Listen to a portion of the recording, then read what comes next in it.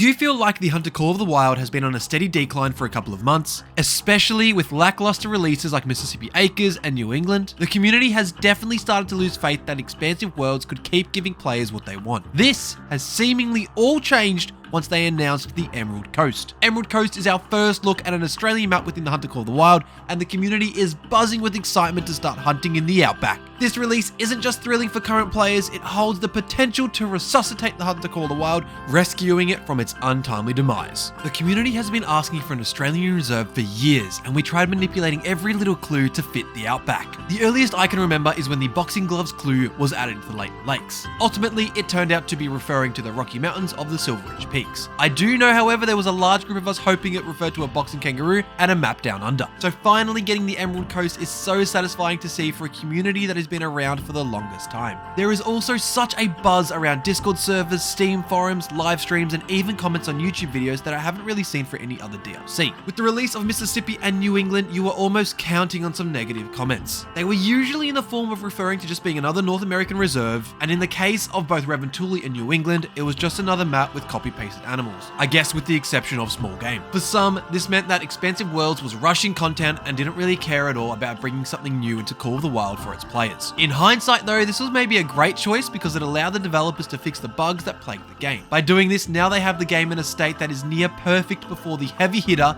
that is the Emerald Coast. Everyone I've spoken to says they are very much looking forward to this reserve, and it will be great to jump into the Emerald Coast with friends who are just as excited as the developers to bring this map to life. Just a little chat about community while we are here. If you want to see more unique and interesting videos about hunting video games, make sure you subscribe to the channel. Also, if you like the content, make sure you like the content, and thanks for listening to that plug. Let's get back into the video. We have 14 animals on the Emerald Coast, and 7 of them can't be found anywhere else. This is super exciting for those of us who play because variety is always good. I see this as a very good thing because I'm sure old players who've moved on might be intrigued to hunt banting, samba deer, or any other new species that will be added to the Emerald Coast. We can't forget that with this map, we will now have a brand new great one. For those of you who don't know, this will be a fallow deer. The fallow deer will even be on Emerald Coast, allowing you to hunt them in the newest map in the Hunter Call of the Wild. Past great ones, like the black bear, weren't actually received all that well by the community, and I don't know of many people who are actually still grinding them. That being said, there are still plenty of people who are looking for their whitetails, red deer, and moose great ones. One thing that I am super excited for is the fact that we are not getting another North American reserve. 4 of the past 6 map DLC have been North American. I understand that a large portion of the player base live in the US and Canada, but we have been craving more, craving exploration of foreign environments. Speaking of foreign environments, Australia is about as flipped as you could possibly get. It's the first DLC south of the equator since Te Awaroa and is only the 4th of 14 reserves and maps. From what we have already seen, this map will look quite different to what we can expect from the Hunter Call of the Wild, and this will be great to keep players playing and bring others back to the game. Emerald Coast is definitely a great breath of fresh air, and I am very keen to get stuck into the map. Expansive Worlds have pulled me straight back into the Hunter Call of the Wild with the new release of Emerald Coast. For those of you who don't know or can't tell by my accent, I live in Australia and I have lived here my whole life. I've been hunting within the Australian outback for the past 18 years, and I have so many great experiences out in the field with